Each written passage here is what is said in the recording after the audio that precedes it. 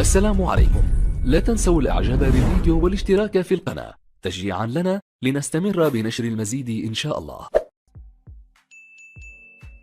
السلام عليكم ورحمة الله وبركاته. أهلا بكم مع موعد مباراة الأهلي اليوم مع إنبي في الدوري المصري الممتاز والقنوات الناقلة والتشكيل المتوقع لفريق الأهلي في مباراة اليوم، وإليكم تفاصيل هذه المباراة ولكن بعد هذا الفاصل.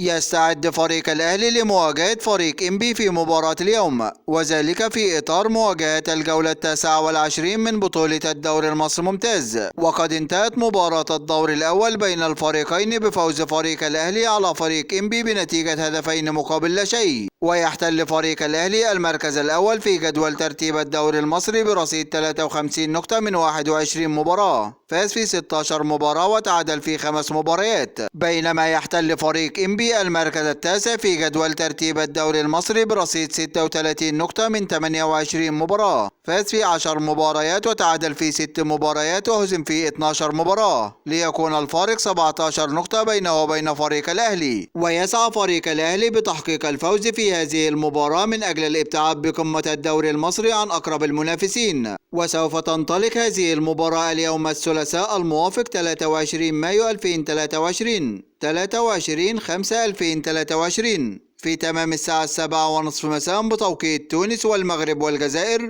8:30 مساء بتوقيت السودان وليبيا وفلسطين، 9:30 مساء بتوقيت مصر وقطر والعراق واليمن وسوريا، 10:30 مساء بتوقيت الإمارات وعمان. وسوف تقام هذه المباراة على ملعب استاد القاهرة الدولي، وسوف تنقل هذه المباراة عبر قناة أون تايم سبورت 1 بصوت المعلق محمد الكواليني. وإليكم الآن التشكيل المتوقع لفريق الأهلي في مباراة اليوم. في حراسة المرمى علي لطفي، وفي خط الدفاع خالد عبد الفتاح ورامي ربيعة وياسر إبراهيم ومحمد أشرف، وفي خط الوسط عمرو السولية وأحمد القندوسي ومحمد مجدي أفشة، وفي خط الهجوم طاهر محمد طاهر وأحمد عبد القادر ومحمد شريف.